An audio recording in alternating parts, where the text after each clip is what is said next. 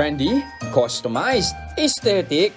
Sa mga Team Kahoy, achieve na achieve ang inyong theme kahoy sa mga unique Christmas tree na ito na gawa sa reclaimed wood pallets.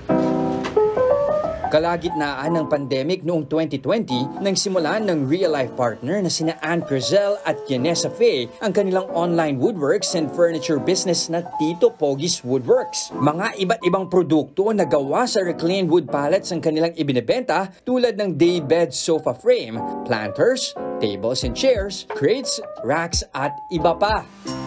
Katuwang nila sa negosyong ito ang tatay ni Yanessa na si Nicanor Tolentino Jr. kung saan hango ang kanilang business name. Si tatay Nicanor din mismo ang gumagawa ng mga iba't ibang wood products. Pero bago ang mga produktong gawa sa kahoy, garden supplies ang unang ibinenta online ni Ann at Yanessa. Sa ngayon, kumikita na sina Ann at Yanessa mula 100,000 hanggang 300,000 pesos sa kanilang wooden Christmas tree. Kitang-kita ang mag-business partner, di ba? Kaya make your holiday season extra special and unique with this wooden Christmas tree.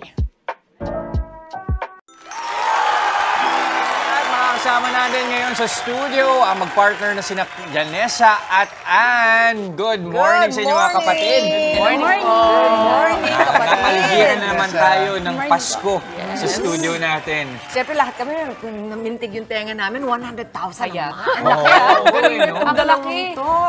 Paano niyo nahanap yung market niyo? Siguro po yung nakatulong po na malaki yung sa Facebook po. Sa Facebook page. social media po talagang kinalat ko po yun, ginawa ko po ng paraan ng madaling araw. Pero ito, 100 to 300,000 pesos per month. Pero ito ba ito ano po yung buong season na po yun? Buong season na yes, kapaskuhan. Yes, yun po talaga yung peak. Pero paano kapag tapos na ang Pasko o bago magpasko, anong nagiging source ninyo? Actually po kasi it's a sideline lang. So, okay. kumbaga parang extra Ano po. talaga yung tunay niyong negosyo? Ako po kasi full-time employee po ako. Okay. Yes, so talagang Full-time naman po ako sa business. Itong business? Yes po. Okay. Other than this po, meron po kaming other online businesses din po. Pero alam mo, Dustin, natutuwa ako doon sa mga Christmas tree kasi pwede mo siya i-customize according to yung gusto mo, yung mga hilig mo. Pwede na maging creative with it, marami siyang trinkets. Sige nga, ano ba yung mga pwedeng idagdag doon sa wooden Christmas tree? Actually po, para mas mapaganda nyo po yan, yung iba po namin client naglalagay po ng mga bumbilya para mas maging vibrant po yung, mabuhay po siya. No? So, yung iba po, mga nilalagay po nila ng halaman. Kasi doon po siya pumatok nung time ng pandemic. Ay, yung mga plantita. Yes, opo. May umorder po niya. Tapos nilagay niya ng mga cactus. Meron din po yung mga products nila. Business Tama din po sila. Pang-display nila for Christmas. Yes, opo. Uy, maganda yan. Diyan mo nga ilalagay. Christmas theme sa mga storefront ninyo. Yes Tapos po. ilalagay ninyo yung mga Usually pa mga nasa condo owner po yung umu-order, yung mga company niya. Bakit ganitong type ng wooden Christmas tree? Kasi madami naman na tayong nakikita mga wooden Christmas tree even before. Pero yung ginawa ninyo parang shelf type. No? Yes, kasi bakit gusto ganito? po namin, malagyan po nila ng mga display nila na gusto po nila. Naglagay po kami ng shelving. So, para po yung mga designs, maipatong po nila kung ano yung gusto po nila. Okay, so yung base magkano yun? Yung base po na price, yun pong 3 feet, yun po is parang 700 po namin. 700? Wala tayong 3 feet ngayon dito, Wala no? pong Pero 3 yan, feet. nasa Yes, 700. yung malaki. And then, yung pinakamalaki po namin nagawa is nasa 9 feet po yun. Wow. So, 3,000. Kinolaps po namin siya. Collapsible po for for easy 3. storage. Collapsible siya. Yes. 9 feet na. Okay. 3,000, di na masama. Yes, oo. Maigi yan para dun sa mga palit ng isip ko anong gusto Yes na po. every Christmas. Pwede iba-iba pwede. din. Sobrang dali lang po ng gawa ng paraan para kung gusto nyo ibahin ng kulay, pwede po. Lang, ano? Yes. Kung gusto nyo naman po i-maintain as ganyan, as is, pwede nyo lang po ulitin yung pag-varnish. Yung ornament sa inyo na rin kukunin yun? Sa kanila na po yun. Bahala na Kumbaga, so, sa Yes po. tree lang po kami. Kaya nagustuhan ko siya di ba?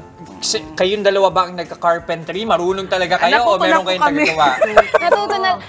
Ako talaga po yung sa pag-paint, sa pag-varnish. Ako po bumibili ng mga stocks, ng mga kahoy.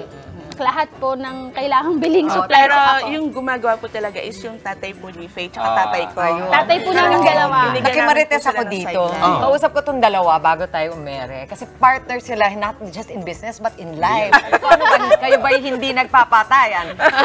Gano'n naman, pag Kapag po sa pinagsasama mo ideas, yun. may mga hindi po talaga nagkakasundo. Pero syempre, paano? kailangan po talaga maging isa yung idea And namin. then, at the end of the day po, yung ideas namin, nagsaswak po talaga siya. okay. So, nire-release po namin siya, tinitignan po namin kung magbo-boom.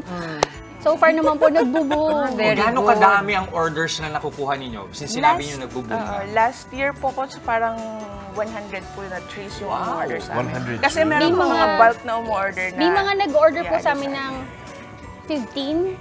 15 sa isang tao lang po yun. Wow. Company po, lalagay sa Company? iba't ibang department daw Ang nila. galing! Yes, Oo, po. pwede corporate May sa mga opisina. nagre-resell, gustong mag-resellers po. Meron. Saka ito ba, magtatagal ba ito? Hindi to aanayin, ganyan, pag itinago muna? Yes, magtatagal po. Yung nasa likod mo, Ann, ayan Yes, parang yes kakaiba. po. Kasi Ito parang po is- diagonal. Ito po yung pinakabagong design po namin. Parang mas naging modern ganun na. siya. Yes, opo. Tapos papaano sasabitan niya ng Ah, pwede? Ang ginawa po kasi nila dyan, dinikit po nila, parang thumbtacks po. So, creativity po talaga ang papagana. Tapos sa online ito, binuboost nyo rin yung mga post ninyo. Opo, So ganun bali po. ganun lang Share, naging share lang po strategy ng mga- ninyo. Tsaka po share. Nag-share po kami ng mga, yung post po namin, sinishare po talaga namin.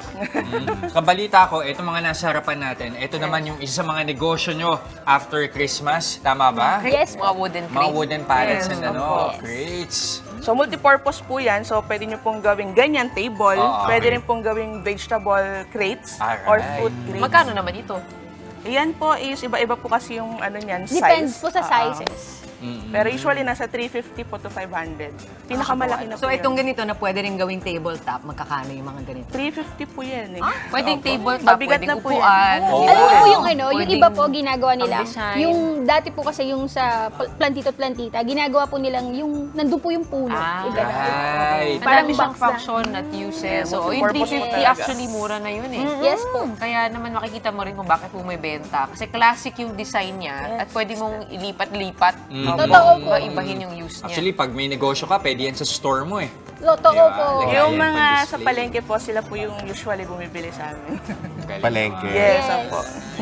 So kayo ba sa ilang taon nyo palang ginagawa itong Christmas wooden tree ninyo, ano yung natutunan ninyong mahalaga sa pagnenegosyo? Sa akin po, sa pagdinegosyo, ang natutunan ko talaga yung tamang communication. Tamang communication po, teamwork. Kasi kung wala talaga po talaga yung teamwork and communication, hindi po talaga mabubuo to, hindi po kami magsasaksi dun sa mga ginagawa natin. Sabi nga nila, teamwork makes the dream work. Makinig dun sa mga gusto mag-start ng business, lalo na kung life partner, gawin mong business partner yon. Communication. Communication. Yes, Mami Chiki, mukha silang masiyahin.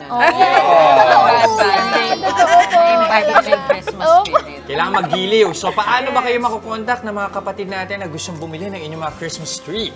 Yes po, ano lang po, tawagan nyo lang po kami doon sa number na 0929-836-8567 or pwede nyo po i-visit yung aming Facebook page, Tito Poggy's Woodworks. Shout out kay Tito Ayan. Pogi. Talaga Pogi. Andito po siya actually. Oy, huling tanong para lang dun Opo, sa opo. mga, kasi tinatanong saan mo saan nyo sinosource yung mga kahoy? Iba-iba po eh. Totoo lang po, Meron sa iba-iba. Cavite, meron sa Cavite, Rizal. Rizal, Laguna po. Hinahanap Yan, nyo talaga. nagpupunta po Subukan talaga nyo rin kami. yung Baguio Wood. Ayo, Ba- okay. Abang ano eh. Ang ano po kasi namin is pangmasa po talaga yung Pangmasa. Kasi pag Baguio, medyo Medyo mahal po. mataas. Yes. Siyempre, baka naman yung taste. Okay, maraming salamat ulit kina Yanessa at Ann ng Tito Poggy's Woodworks. Thank you po. Thank you po. Mga kapatid, Jess De Los Santos po, huwag magpauli sa mga umaaksyong balita at napapanahong issue sa bansa. Para sa mas malawak na balitaan, mag-subscribe at mag-follow sa social media pages ng News 5.